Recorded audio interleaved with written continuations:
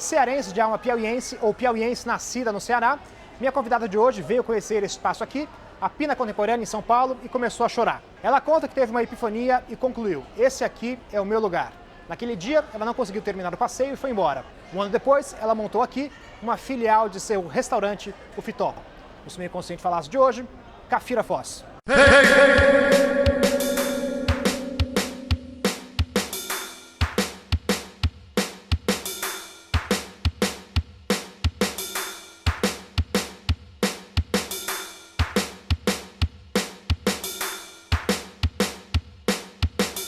Este videocast é um oferecimento do Resposta, a maior plataforma de pesquisa e experiência do cliente e CRM do Brasil. É utilizada pelas melhores marcas e gestores que acreditam em dados e na fidelização por meio de experiências. Com tablets, QR Codes e outras ferramentas, a empresa orienta gestores a focar exatamente onde é necessário. Quer saber se sua equipe é atenciosa e rápida? Se o menu está agradando? Essa é a ferramenta que você precisa experimentar.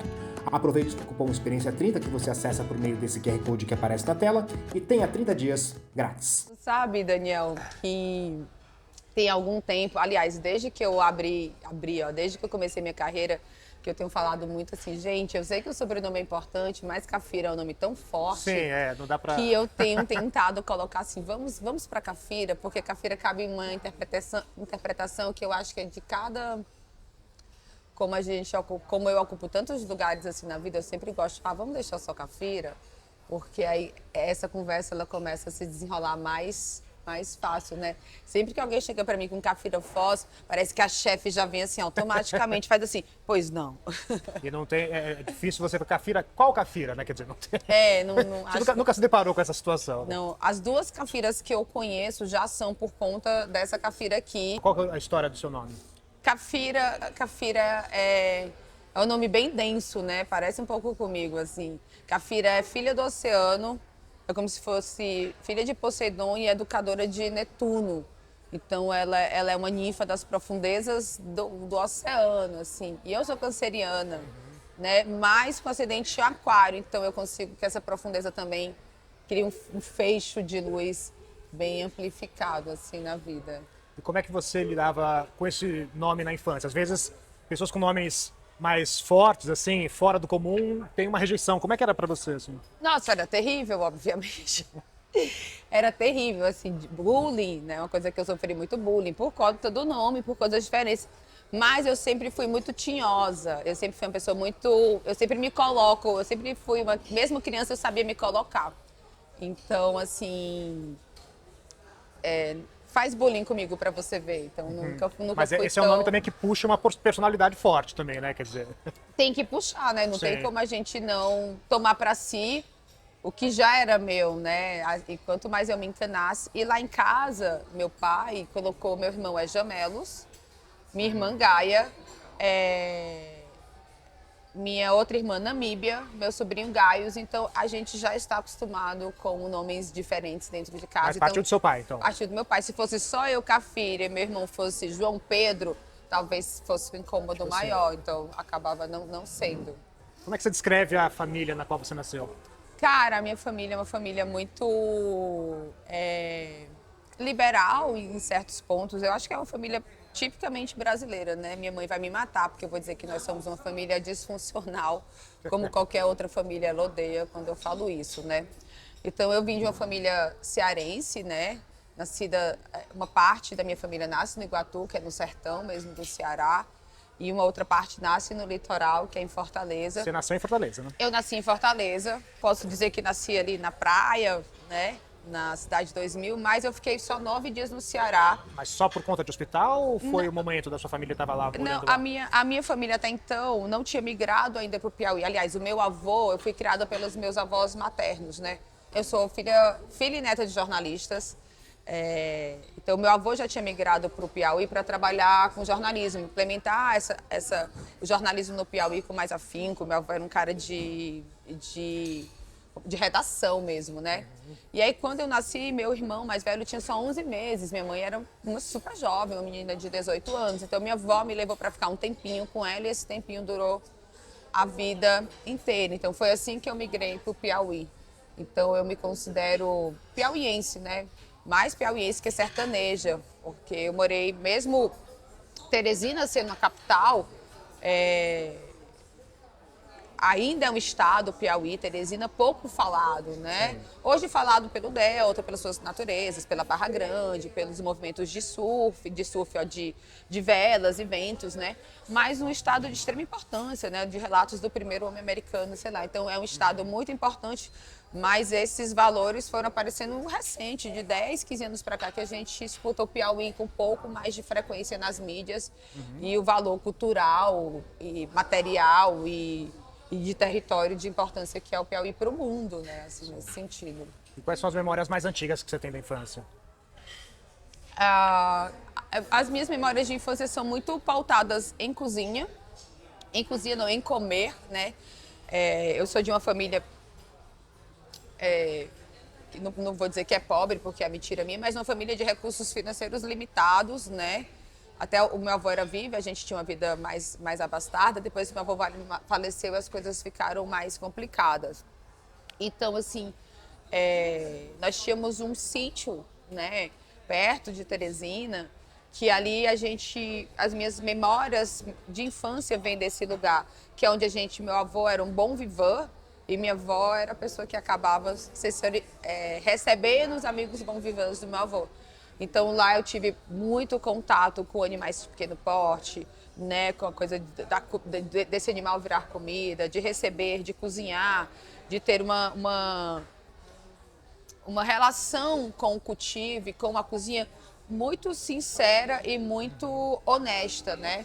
Que eu estou falando de uma relação de comprar um animal vivo, abatê-lo e cozinhar. Então eu tive, mesmo eu não sendo uma mulher, me considerando uma mulher jovem ainda, eu tive essa relação íntima com os processos de cozinha. E quando eu falo esses processos de cozinha ancestrais mesmo, e feitos em casa, né? Numa casa que trabalha ainda dessa forma a cozinha e o bem-estar. E eu acho que a hospitalidade, principalmente. Assim, eu aprendi a hospitalidade com meu avô, isso não tenho a menor dúvida. Se ele fosse vivo, ele com certeza seria meu gerente aqui, que eu ia dizer, meu avô que vai cuidar disso aqui, porque ele era um cara que sabia receber as pessoas como ninguém. Tá chegando comidinhas pra gente. Eu tô louca pra provar a primeira vez que eu provo Teresina. Esse é o Irene. Obrigada. Traz guardanapos pra gente. Explica o que chegou aqui pra gente já. Aqui a gente tem o Canindé Braba, que é um pastel feito de massa pubada de mandioca, de macaxeira, né? A Cita, que trabalha aqui comigo, que veio de diáspora, uma mulher africana. Um dia eu tava vendo fufu, alguém fazendo fufu. Aí eu falei, gente, a Cita trabalha comigo, a Cita veio não sei, a Cita veio de Angola, confirma pra mim, né? A Cita veio de Angola, se não me engano, a Cita sabe fazer fufu. E eu tava muito apaixonada pelo fufu, né? Que é a massa pubada de mandioca, macaxeira, elástica, que em lugares de África se come muito quente. E eu queria muito aprender a fazer fufu.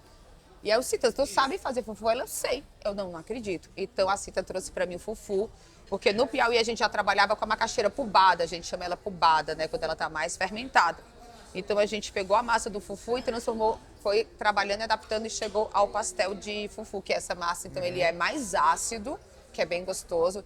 Ele traz essa acidez da massa pubada. E aqui a gente tem uma galinha caipira bem forte e um arri de pimentas, assim. Isso é uma coisa que me lembra muito o Piauí, mas incrivelmente a partir de diáspora de África, entendeu? Desses ensinamentos que são a cozinha brasileira. Aqui a gente tem o Irene, que é um drink à base de cachaça, que é o nome de minha avó. Esse é um drink que está no sol desde o começo. E agora você está tomando o Teresina, que é um drink novo, que eu ainda também não tomei. E eu vou provar com você agora também, que é a base de cajuína. Bom, primeiro então, um brinde. Cheers para nós. Uau, muito bom. Mas antes da gente falar dos seus negócios, me conta assim, nessa infância ali no Piauí, o que você imaginava? Sua vida iria para onde? Na verdade, é interessante quando a gente faz uma troca assim, né? Que a gente começa a se escutar e elaborar melhor, né? Eu fiz a matéria há pouco tempo e essas perguntas acabam vindo com alguma frequência. E eu sinto que cada resposta ela vai ficando não mais lapidada, mas mais próxima da realidade, mais próxima da realidade. O meu pai, né, nessa família que, por conta de várias situações, cada um vai para o lado, em algum momento essa família se junta, né, mora próxima, meu pai e minha mãe vão ao Piauí, minha mãe jornalista, eu morando com os meus avós, meu pai artesão. Então, assim, eu tinha esses dois valores muito próximos de mim. Uma família, e minha avó que sempre trabalhou. Eu tinha esses dois valores, eu via uma boa parte da minha família sendo jornalista, escritora, escrevendo, só que eu sou dislexa totalmente. E via o meu pai, esse artesão, né, mesmo que de longe, um cara que acordava 6 horas da manhã para trabalhar duro pra gente ir para a feira de rua vender a vida de artesão. Então eu ficava sempre esses dois polos, assim, se eu fosse elaborar bem. Então, assim, o processo de manualidade, as coisas manuais me encantam muito, né? Você tomar uma partida, um norte, elaborar algo e realizar com a mão e poder realizar é algo que me agrada. Então, ou eu seria costureiro, ou eu seria cabeleireiro, ou eu seria pedreiro, ou eu seria mestre de obra. Sempre foram as coisas que mais me... O fazer com a mão. O fazer foram mais interessantes para mim. Imagina chegar para o meu pai e dizer, não, eu vou ser pedreiro. Ele falou, tá bom, vai ser pedreira. Então, não existia uma seriedade sobre essa vontade. E o ambiente escolar, para mim, eu estudei a vida inteira em escola pública, era um ambiente já mais difícil, né? Mais complicado por conta das minhas questões mesmo, de neurodivergência. Então, na escola, eu era atleta, eu era nadadora, então eu tinha ali um lugar meu esmerado por todos. Ela é atleta, ela nada, ela ganha os prêmios pra gente nos grêmios, então eu achava um lugar ali na escola que me cabia bem. Então, eu acho que foi sempre a questão de estar próxima de algo do realizar manual. Mas sobre a profissão mesmo, não tinha, porque era tão distante ainda, né? Gastronomia, coisas assim, coisas que não se falavam na minha casa, né? Não lembro na minha casa a gente sair para comer, era uma coisa muito... Um aniversário, assim, era muito raro, geralmente era em casa mesmo, então... Não Nem tinha. passava pela sua cabeça essa possibilidade, é isso? Como chefe de cozinha, não. Eu sempre gostei muito de moda, eu sempre gostei muito de estética. Eu sou uma pessoa muito estética, que valoriza estética, você vê o cuidado que a gente tem aqui no hospital. Então, eu sempre achei que eu iria para algum lado como esse, arquitetura, quem sabe, que já se falava mais, já tinha amigos que faziam. Moda, costureira também, que é uma coisa que me agrada. Eu achei sempre que iria nesses lugares. E você falou da dislexia. Quando que você se deu conta disso? Como é que foi um pouco perceber essa característica em você? Em casa, Daniel, como todo mundo é super das letras, eu acho que faltou esse cuidado de perceber, eu acho que ela é dislexa. Não se falava muito, né? Então eu meio que me virava. O meu diagnóstico de TDAH e de dislexia, ele é adulto, né? E eu sempre dizia, olha, gente, pô, vai, você é burra, você não sabe perceber. Não, eu não sou burra, eu sou uma mulher muito inteligente, mas eu tenho uma questão. E esse diagnóstico adulto é muito bom, porque tira um peso da gente de anos. Eu tinha um peso de anos, não vou me colocar, não vou para esse lugar, não posso escrever. Então, ele tira um peso de anos, então você consegue... Mas você percebia, bom, tem alguma questão Tinha uma aqui. questão. E aí a gente faz uma inversão, né? Como que eu me comunico assim?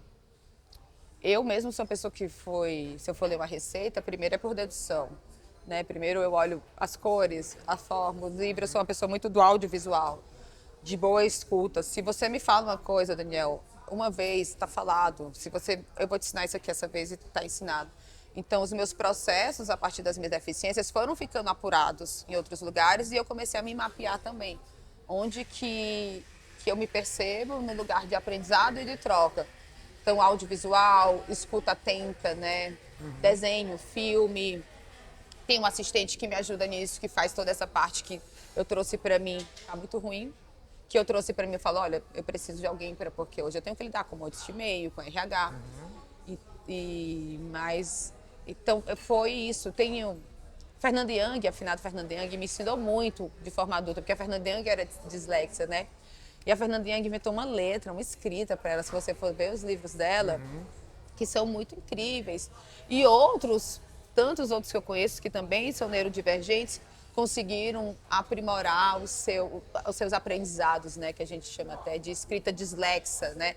Que que não tem ponto, começo e fim nesse sentido. Então, a minha forma de aprendizado é oral, né? Ela é audiovisual e ela é de escuta atenta, assim, hoje em dia. E aí a gente tem plataformas ótimas. No meu computador eu consigo ter uma letra para dislexia, no meu Kindle eu consigo ter uma leitura para dislexia. Se foi percebendo isso, a tecnologia também me ajuda cada vez mais nesse processo. E você estava falando desse avô e dos seus pais. Você vê características deles em você? O tempo inteiro, o tempo Quais? inteiro. Eu nem sei se eu gosto tanto. Eu tenho percebido que quanto mais velha eu fico, mais eu fico fisicamente parecida, sabe? Minha dor é perceber, e apesar de somos feitos como os nossos pais, eu acho que é isso a música da Elis, né? Minha dor é perceber que apesar de termos feito tudo que vivemos, ainda somos os mesmos. Essa é uma coisa que tem me tomado muito ultimamente, que eu olho no espelho e tô a cara da minha mãe. Do nada eu tô tendo uma reação que eu achava horrível do meu pai, eu tô tendo a mesma. E como é que é pra você se dar conta disso? Eu acho que ela é boa porque eu consigo olhar para isso de forma mais clara e nivelar até onde isso é importante para mim. E é bom também para mim que sou deslocada, né? Eu moro sozinha aqui, minha família toda mora longe. Me traz sentimento de pertencimento, né? Que eu pertenço a algum lugar, ao ponto de reproduzi-lo mesmo conscientemente, mesmo morando há 20 anos longe da minha família, a gente está aqui presente.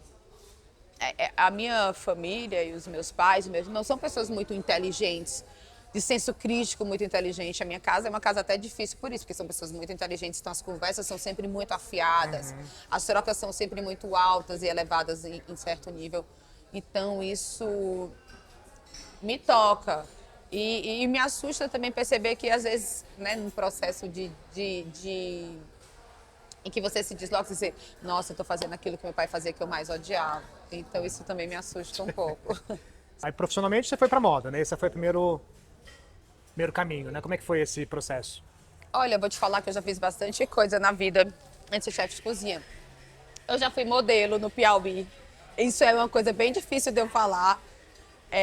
Por quê? Eu sempre trabalhei com hospitalidade. Eu sempre trabalhei desde cedo. Eu fui a primeira lá de casa que, a escola não é pra mim, vou trabalhar. Então eu sempre trabalhei de hostess em loja, fiz curso de costura, queria ser modelista. Então no setor de hospitalidade, mesmo não sendo restaurante, eu sempre trabalhei muito no varejo também, antes de virar chefe de cozinha. E essa parte de modelo você não gosta por quê? Não sei porque eu fico meio tímida quando o povo fala assim, você já foi modelo? Eu falo, não fala isso não, era mais pra... Mas eu fico meio tímida quando eu falo, ou quando os amigos meus mandam uma foto minha assim do Piauí, olha você no jornal, eu não. Você fazia modelo de quê? De passarela? O que era? De publicidade, de propaganda, né? Eu falo, gente, não, aí eu morro de vergonha dessa parte, mas não deveria. Meus amigos sempre acham as fotos lindas no jornal e me mandam um pouco, mas sempre com o setor de hospitalidade, sabe? E pequenos empregos ali tentando me virar. Eu migrei do Piauí aqui para o Sudeste com 18 anos, então foi muito Com qual cedo. objetivo? O que você veio pra cá? Você já tinha qual que era a meta? Meu objetivo era procurar minha vida, me entender como pessoa. Eu não conseguia me ver... Eu sempre fui um pouco... Eu já vou usar a palavra rebelde, porque eu acho que eu posso usar mais velha.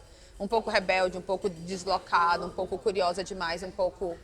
Eu não conseguia me enxergar ali, poxa, apesar do estado ser lindo, da minha família estar ali, eu não conseguia ver um lugar para mim que eu pudesse acender e brilhar, até porque eu nem sabia que lugar era esse. Então, como todo migrante, se desloca, né, em busca desse autoencontro, nem sei se existe essa afirmação, porque esse autoconhecimento que gera encontro, que gera uma profissão, que gera o fitó.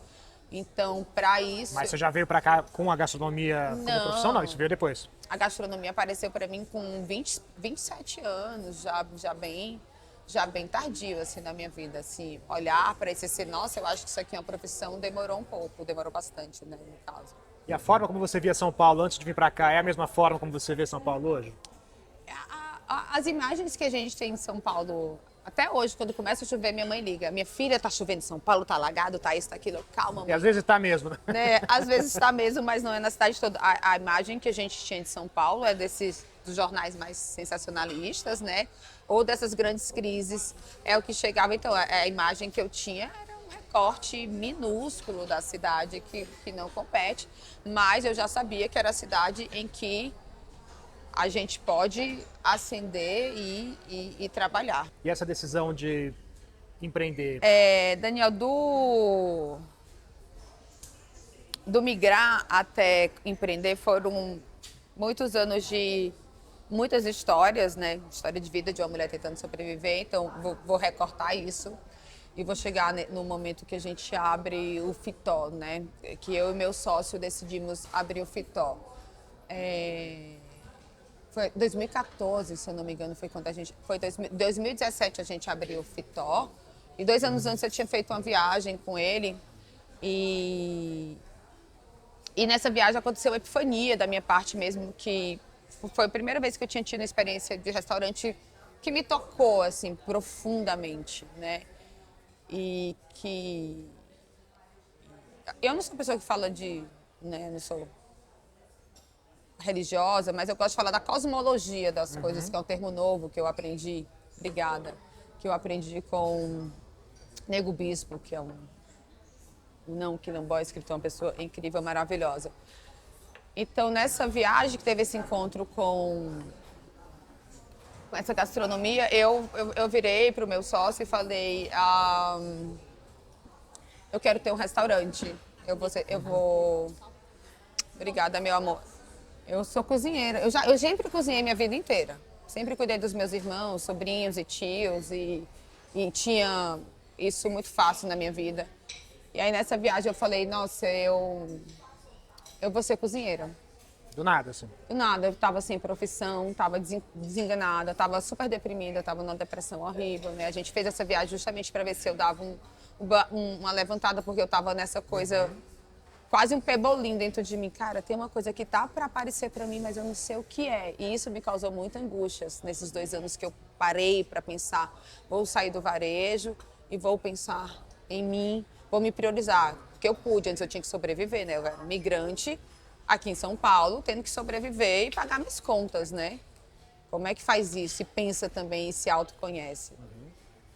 E aí, nessa viagem, eu tive essa epifania. Eu falei, vou ser cozinheira, vou ter um restaurante. Mas o que esse restaurante tinha lá que você viu pra A gente estava em Lyon, passeando, visitando minha mãe, que morava na época, verão, andando de bicicleta, tomando banho de piscina, que lá tem uma piscina pública que eu amo. Sempre eu gosto de ir nessa época do verão, porque eu ia pra piscina pública todos os dias, eu amo piscina. E a gente passou na porta de um restaurante que tinha um cheiro gostoso. Era uma comida vietnamita, tailandesa, muito aromática. E aí eu olhei pro prato e disse assim, nossa, mas eu conheço isso aqui tem coentro, isso aqui tem manga, isso aqui tem coco. Eu conhecia esses ingredientes, mas na minha cabeça, como assim? O ingrediente funcionou de outra forma. E aquilo me arrebatou, que eu falei, nossa, eu tenho um repertório para isso. Nossa, eu quero fazer isso, eu quero olhar para o mundo e com o meu repertório recriá-lo de várias formas. Eu acho que como migrante, com esses ingredientes aqui, eu conseguiria fazer um menu aqui agora também. Então isso me tocou muito, porque eu não tinha ideia que as coisas, mesmo tendo conhecimento das diásporas brasileiras, das rotas, dos temperos e tudo isso, mas era uma coisa que não era que, como eu não era cozinheira, não era uma coisa que eu parava para pensar. Então, dessa vinda para cá até abrir o Fitó em 2017, foram esses 4 anos batalhando, né, para dizer assim, vamos abrir. Eu comecei a cozinhar em casa, trabalhar para a família, né, fazer pequenos eventos. Mas já com isso como uma meta? Intimamente, a meta era ser chefe de cozinha. Não chefe de cozinha, mas era abrir um restaurante. Sim. Nem era ser chefe de cozinha, era poder. E aí, eu e meu sócio, a gente precisava de um negócio para poder sobreviver os dois, a gente não tinha. E aí a gente andando ali em Pinheiros, viu esse tapume, que na época era um tapume, era uma mercearia. Aí eu falei, olha, vamos botar um restaurante aqui? Vamos. E aí as coisas começaram a desenvolver, a gente armou o investidor, fez o menu. E aí o Fitó passou 1 ano em obra para abrir o Fitó de Pinheiros, porque a gente achou que ia aproveitar ali a mercearia, não, mas quando a gente foi ver, a obra não tinha fundição. Sim, vai fazer Então tudo. a gente achou que ia dar só um tapinha, não sei o que, então foi um gasto insano. E aí a gente passou um ano até abrir o Fitó Pinheiros, que era o que é um restaurante de bairro, né? O Fitó nasce como restaurante de bairro, que era para ser isso, uma cozinha que eu ia dominar. Eu nunca tinha entrado na cozinha profissional dessa forma, que eu conseguiria dominar e que virou a embaixada da cozinha piauiense, né? Ele tinha muita comida, como até hoje tem um Piauí muito presente no menu. Eu falei, não, o restaurante de bairro vai dar conta. E aí o Arnaldo foi lá e fez uma crítica e do restaurante de bairro virou o Fitó, a embaixada piauiense. Da Veja São Paulo. Virou a embaixada do Piauí. Aí eu enlouqueci depois. E aí foi a partir daí que o processo do sonho de cozinhar e do bairro do restaurante popular, foi a partir desse dia que eu comecei a me profissionalizar para hoje estar aqui conversando contigo. Foi tudo dentro a faculdade, o primeiro estágio, a cozinheira, virar chefe, virar empresária, foi tudo dentro do próprio negócio, assim, todos esses estágios eu vivi dentro do Fitó. Até hoje me ver nesse coisa. E todos eles foram muito demorados, assim, sabe? Já chegou mais comida aqui, vamos comer também, mas me explica o que chegou agora. Depois a gente volta a falar da trajetória do Fitó. Aqui a gente tem a favada verde, né, que é uma das entradas que eu mais gosto do Fitó, que a gente tem uma ideia do sertão, principalmente da Caatinga, um lugar que não é floral, né, que não é florado, que não tem água, que é seco.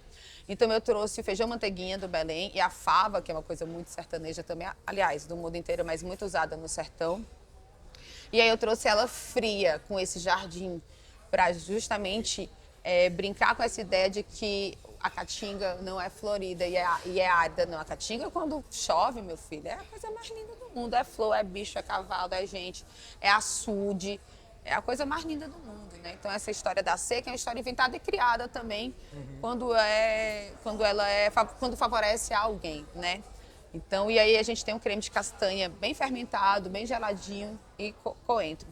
Aqui eu tenho a macaxeira real, que eu amo, que é todo um processo feito de macaxeira. O bolinho, a nossa massa é feita com a macaxeira chega aqui, a gente faz o pó, a gente faz a massa, a gente faz o grão que empana e dentro tem um queijo real, que é um queijo baiano, principalmente em Salvador, que eu amo comer, que eu conheci em Salvador, que é esse queijo amarelo, mais picante. Ele é o primeiro queijo que foi feito assim para vender no Brasil. Ele é aquele queijo que é de lata. Sim, então sim. Eu amo, gosto muito. E aqui a gente tem palmito, tá? Toda a construção de palmito que a gente gosta muito. Então embaixo você vai ter um crocante feito de palmito. Aqui a gente tem um palmito um pouquinho fermentado, com castanha de caju, os brotos e a castanha do Pará bem caramelizada para entrar uma ideia de parmesão mesmo. E como então tá tudo muito gostoso, pimenta da casa.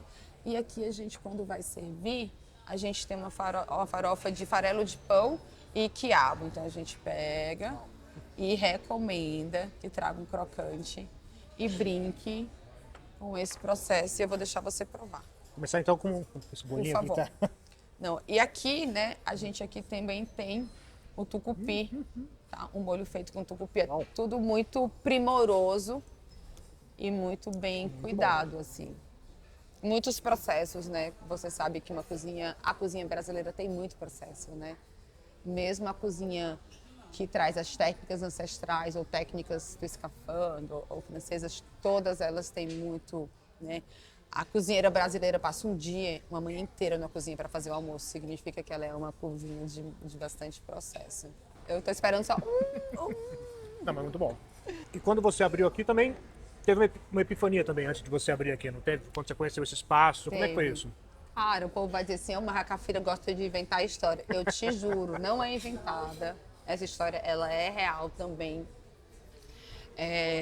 Eu estava com um amigo e falou assim, você já foi lá na Pina, no prédio novo? Eu falei, não fui, vamos. Fazia tempo que eu não vinha aqui no parque, né? Às vezes eu ia na Sala São Paulo. Aí a gente estava caminhando aqui e aí de longe eu vi essa aqui que a gente está aqui na parte de cima.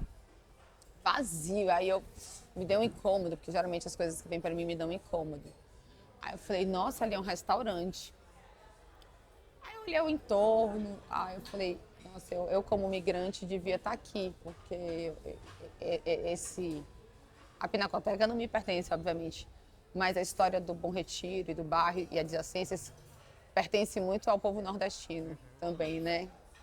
Eu falei, devia estar aqui como restaurante meu amigo. E aí dei uma volta e comecei a chorar. Ele, por que tá chorando? Eu falei, não, me deu um choro de revolta e de, sabe? Tipo, cara, essa cidade é muito maluca, né? E aí ficou isso na minha cabeça, meu sócio estava viajando, e aí eu tinha uma funcionária na época que estava... Nossa, esse aqui é uma delícia. Tinha uma funcionária que estava comigo na época, a Débora, que é também uma amiga piauiense. Aí eu falei, Debinha, tem um restaurante lá na Pinacoteca, só me esperando, ó. Mas aí as coisas não estão acontecendo, era pós-pandemia, né? Tudo muito loucura. Meu sócio viajando. Passou, né? Eu falei, tá, assim que eu tiver um tempinho de vida, eu vou procurar isso. E aí passa-se uns 40 dias, chega o e-mail da Pinacoteca, que gostaríamos de ter uma conversa com a chefe Cafira. Aí eu falei, meu restaurante. E aí eu tive 2 momentos, que foi muito cuidado com o que a gente pensa e quer, porque eu acho que do mesmo jeito... Isso foi uma coincidência, em Foi tese? uma super coincidência, porque essa conversa não saiu de uma sala da minha casa, eu e uma amiga, e essa conversa morreu. E aí eu trouxe assim, a gente tem que ter muito cuidado com o que fala, porque do mesmo jeito que eu quero uma coisa muito boa, eu também posso pensar uma coisa muito ruim para mim, trazer para mim. Então, esse foi o meu primeiro ponto. E segundo, meu Deus, como é que isso vai acontecer? Porque a gente queria expandir o futebol, mas a gente estava se recuperando da pandemia, né? Ainda a escassez, o restaurante ainda não funcionando como deveria, porque a gente sabe que hoje em dia a frequência é diferente do que antes da pandemia. Como que isso ia acontecer e ficou. Aí a Pina, olha, a gente está abrindo um chamamento público-privado, acho que é uma concessão, acho que a Raquel pode trazer a palavra melhor. E nós gostaríamos, uma concorrência, né? Que nós gostaríamos que o Fitó entrasse para a concorrência. Aí eu falei, tá bom, vou conversar com o meu sócio. E meu sócio viajando de férias, eu preciso conversar contigo. Ai, para, tá inventando, deixa de coisa, eu te conheço, quando tu quer uma coisa, tu bota na cabeça e não tira mais. E tu tá querendo me convencer? Eu falei, não, é verdade, não foi eu que fui atrás, foram eles que vieram atrás. Não, eu te conheço, tu bota uma coisa na cabeça, nem um cão tira. Eu falei, eu tô te falando. E aí quando meu sócio chegou, viu a carta, falou, nossa, é verdade. Aí eu falei, eu te disse. E aí a gente teve, assim, pouquíssimo tempo para desenvolver o projeto, menos de um mês, assim, para entregar. Um projeto super robusto, que concorria, eu acho que eram mais de 10 restaurantes, não sei o nome, porque eu não fui atrás de saber para não ficar impressionada. E a gente entregou o projeto, tipo, era dia 31 de julho, tinha que entregar até às 18, a gente clicou 17h58. Quase perdeu o prazo. Não, quase perdeu o prazo, assim, de verdade, porque aí foi um projeto muito robusto, né? Para vir para cá, a gente fez uma leitura enorme da Pinacoteca, a gente contratou antropólogos. Todo o projeto para a gente tem que ter um antropólogo que traga esse pertencimento. E aí eu falei, eu também disse, só vou se for para ganhar, se não for também não quero. Mas isso no meu ego de chefe de cozinha, né? E aí foi assim que aconteceu esse restaurante, né? Assim, o primeiro passo foi participar do chamamento, que eu acho incrível. Eu acho que todos os órgãos deveriam agir dessa forma, né? Para trazer transparência e a gente ter mais restaurantes e lugares para se comer em territórios de arte, não só de arte, mas de literatura, de cinema, de vídeo. Eu acho que seria uma coisa, né? Que deveria expandir para quase todos os órgãos públicos e privados. Seria incrível que isso acontecesse. E você acredita em coincidência? Eu acredito em coincidência, sim. Eu acredito no destino, eu acredito em milagre, eu acredito em tudo que... Então aí não foi uma coincidência. Né? Eu acredito... Eu acho que, mais do que coincidência, porque não foi porque foi um processo muito extenso, é a gente se perceber mesmo, sabe? Mesmo que não rolasse, eu me percebi aqui nesse lugar. Acho que é mais, não sei, e se eu sentir isso é porque as coisas, não vou dizer que as coisas acontecem ao meu redor. Se eu sentir isso é porque as coisas já estavam acontecendo. Eu sou canceriana, então uma das habilidades do canceriano, tudo bem, não sei se as pessoas gostam, lá vem ela falar de astrologia, é sentir as coisas, é prever um pouco as coisas que acontecem ao seu entorno, assim, a gente tem essa habilidade, essa sensibilidade ao entorno da gente, né, Alguns escritores gostam de falar estado de vigília também, né? Então, e aí foi todo um processo, para além da coincidência, de sério e robusto e muito difícil de fazer também. O Fitó ficou conhecido não só pela comida, mas também pela bandeira da diversidade, né? O que isso diz sobre você? Eu sou uma pessoa que faz parte da comunidade LGBTQIA+, PA+, pode ser que eu não seja falar toda, né? Então, eu faço parte dessa comunidade, é uma comunidade que eu pertenço, de vida. O Fitó não nasce com um projeto de marketing, isso não é um projeto de marketing, até porque eu nem sabia o que era marketing antes de abrir o Fitó, né? Antes de o Fitó virar 4 anos, olha, agora a gente tem que fazer marketing. Fazer marketing, como assim? Eu sei que episódios da minha vida, todos aconteceram por conta da violência instituída à mulher mesmo. Muitas, demorou muito para eu entender, porque eu achava que era só comigo, não é possível. E aí, quando eu saio do meu espaço de casa, né, da minha escola, do meu bairro, e vou expandindo essa mulher, eu vou entendendo que essa é uma violência sobre todas nós. Então, eu disse assim, eu não quero trabalhar assim, eu não quero estar no meu espaço. Não que o Fitó seja um lugar de acolhimento, né? Isso, o Fitó é um lugar de trabalho, né? Então, nós acolhemos e recebemos, mas todo mundo aqui é profissional. Inclusive, você que vai vir para cá vai ter que se tornar uma profissional, né? Então, ele é um lugar empresarial, que tem a cultura empresarial dessa forma. Então, que valoriza a diversidade nesse sentido. Não é uma bandeira, não é como a gente se coloca, é só a cultura empresarial do Fitó. A bandeira do Fitó é gastronomia de alto nível, gastronomia brasileira feita do nosso jeito. A cultura empresarial do Fitó é essa. O fato de ser um pilar a questão da defesa da diversidade, isso ajuda de alguma forma no negócio? Eu procuro pensar nisso pouco, de se ajuda ou não, né? Eu acho que é o que é, né? Eu não posso atribuir que o meu cliente valorize isso, né? Porque não é uma bandeira, eu não sou uma instituição, eu não sou uma ONG.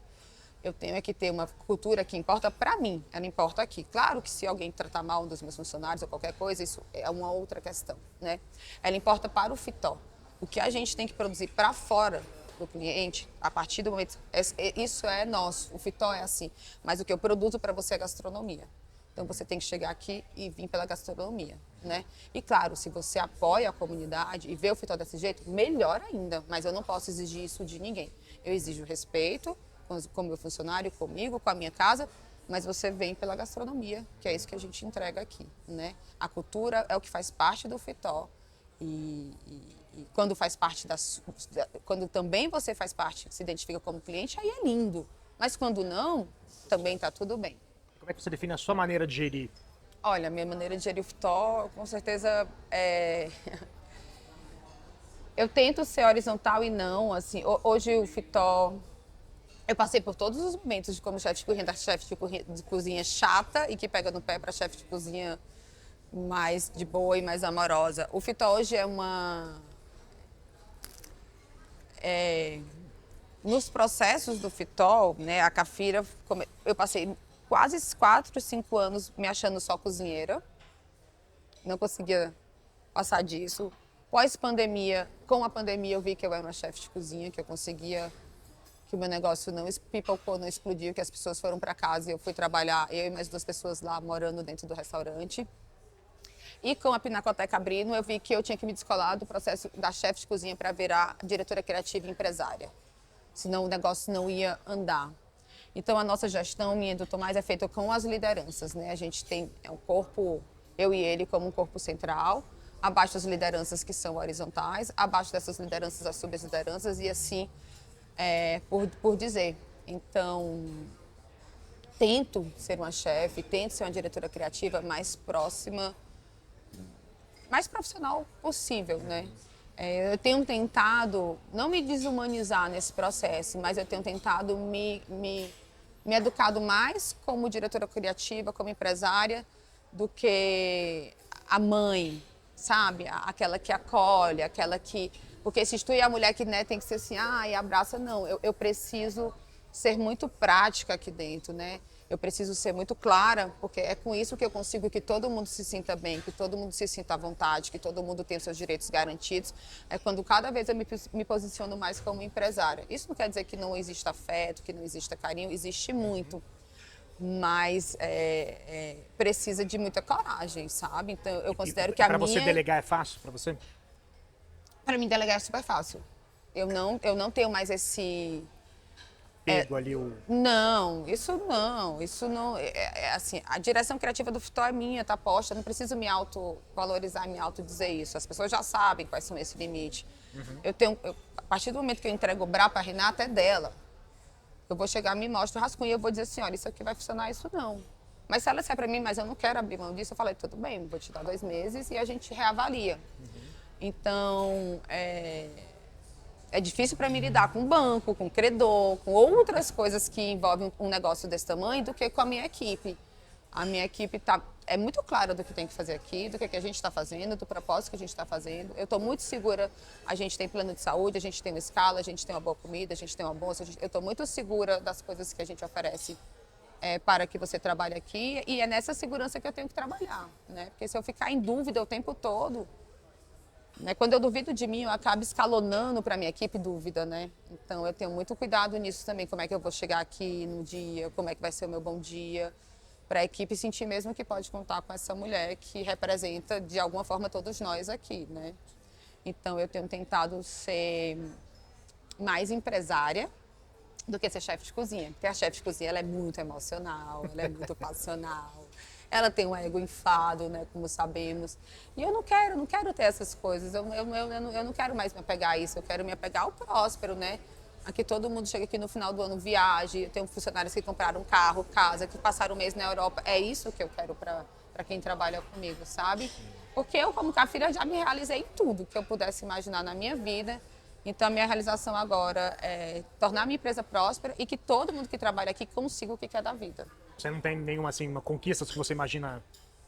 Eu acabei de fazer uma conquista que eu não posso falar ainda, Tá. que é muito boa, que vai sair, que é incrível. A minha maior conquista é estar dentro do museu, para mim. Eu nunca quis abrir... Se fosse abrir um restaurante de rua, eu não abriria. Eu acho que meu próximo passo agora é deixar a empresa redonda, porque para expandir, né, a gente... Não é que bagunça, a gente mexe. Então agora a gente está ajeitando os números e assim que isso estiver pronto, a gente começa, eu e a Raquel, a minha jornada de cozinha para fora, né? Cozinhar em outros lugares e trazer muitas cozinheiras para cá também. Esse é um dos meus sonhos que eu ainda não consegui realizar. Ter o Fitó como lugar, uma agenda de cozinha feminina mundial e que eu também possa ir e trazer. Quando eu falo de cozinha, não é só chefes de cozinha, são pessoas que a gente vai mapeando, que nas suas comunidades são muito importantes para aquela comunidade. E às vezes não é um chefe, né?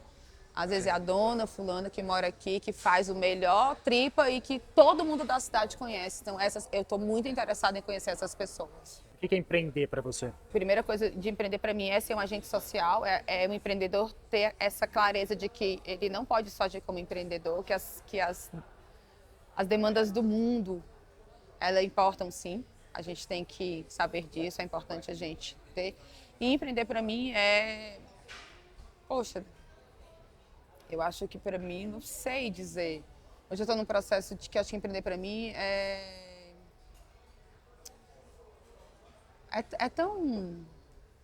tão parte de quem eu sou, mas eu acho que empreender para mim é gerar condição, renda e trabalho e boas oportunidades para quem trabalha comigo.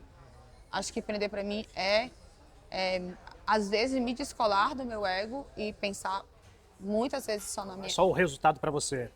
Não, o resultado, ele está sempre por vir. A gente está no setor que agora a gente está passando por uma guerra, isso vai mudar. Daqui a pouco a gente vai passar pela Copa, então o empreendedor, ele está sempre... Não tem uma atmosfera positiva para o empreendedor hoje em dia, né? A gente está passando por uma guerra climática, a gente vai passar agora por a Copa, a gente vai passar agora por... E isso tudo vai mudando. Então, para mim, empreender, se eu fosse pensar assim, poxa, eu tenho um trabalho incrível, poderia largar isso aqui e ser chefe de cozinha em qualquer lugar.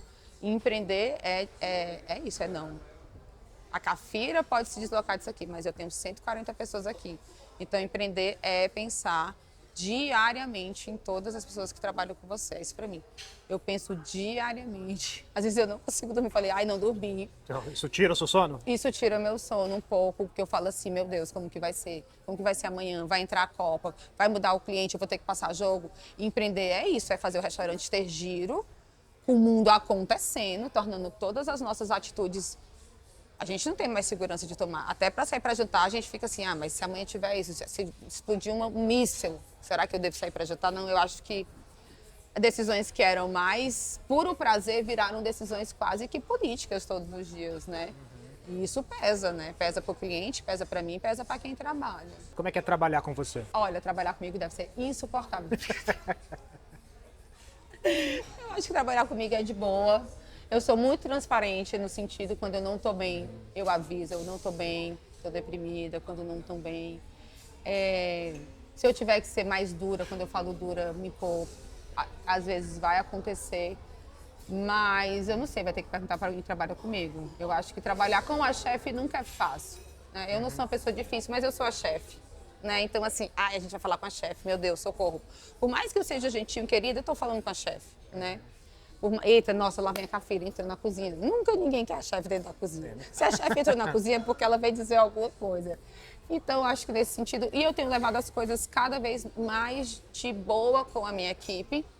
Porque tem um outro lado que nem chega na minha equipe, que é muito sério. Que é o banco, que é o advogado, que são os processos, que são as coisas que estão acontecendo, que é as instituições. E isso tudo é muito pesado de prender. Se eu pegar esse peso e entrar na cozinha, eu vou estragar o dia de todo mundo, inclusive o meu. Então, a gente tem que saber dividir muito.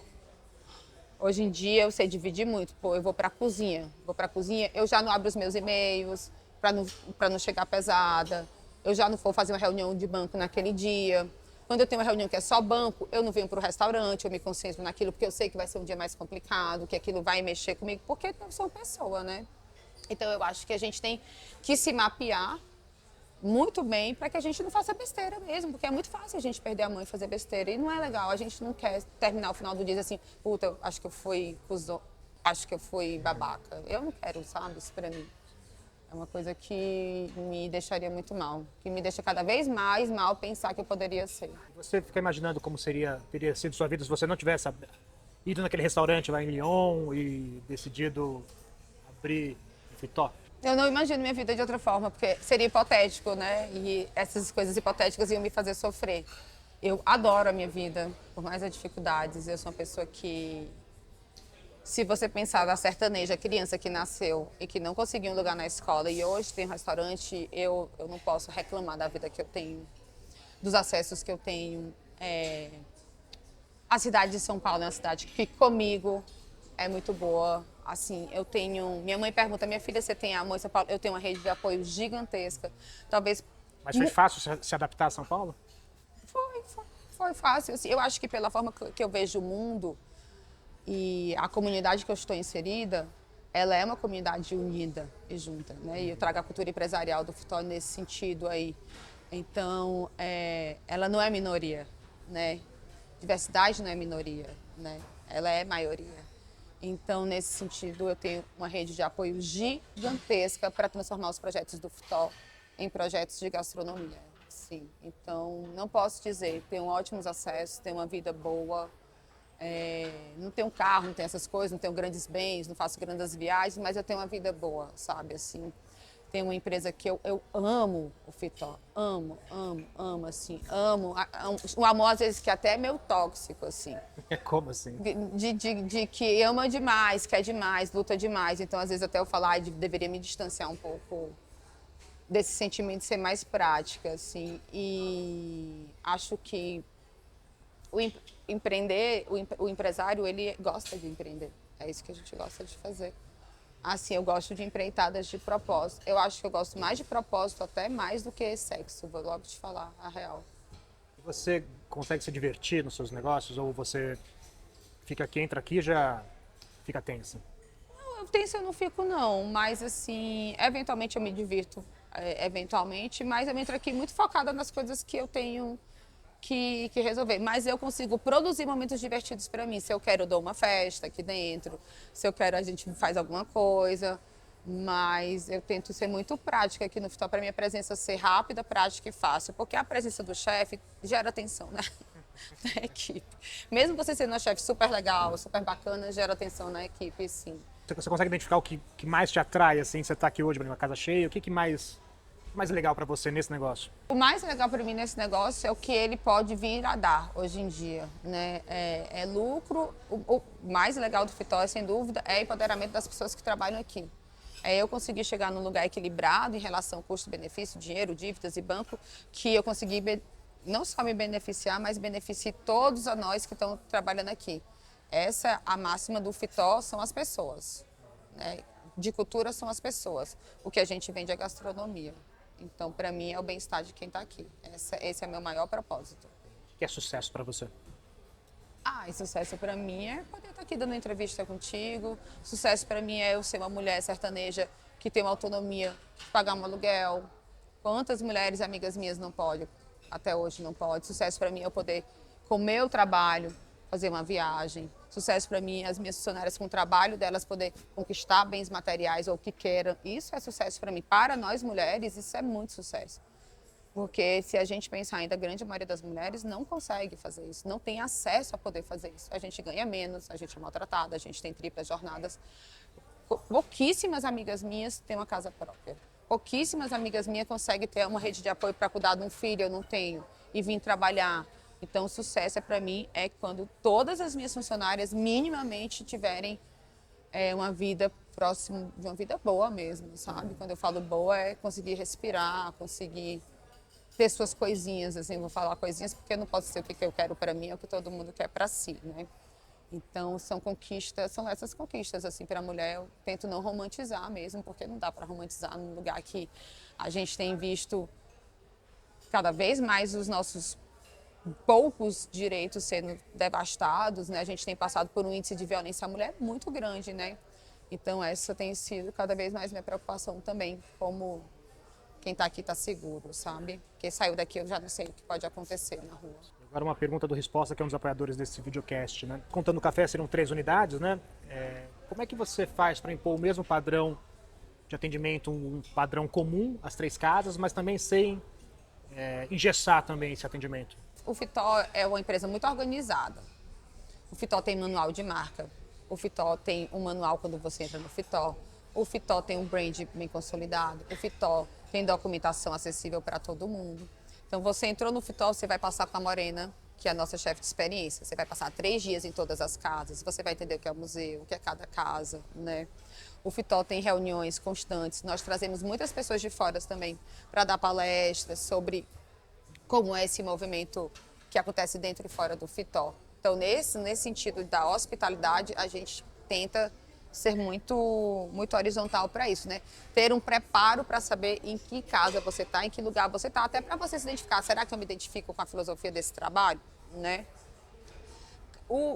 Como todos se chamam Fitó, a gente tem uma cozinha que é brasileira do nosso jeito. Então, existe um encontro entre os pratos também, né? Senão cada um era um nome. Mas pensado de forma diferente, né? Aqui a gente tem um restaurante que sugere uma contemporaneidade. Eu não vou dizer contemporâneo, mas que sugere uma contemporaneidade, né? Que não necessariamente, o prédio sugere isso, mas não necessariamente o meu cliente ainda chegou a esse momento. Então, a gente tem que brincar com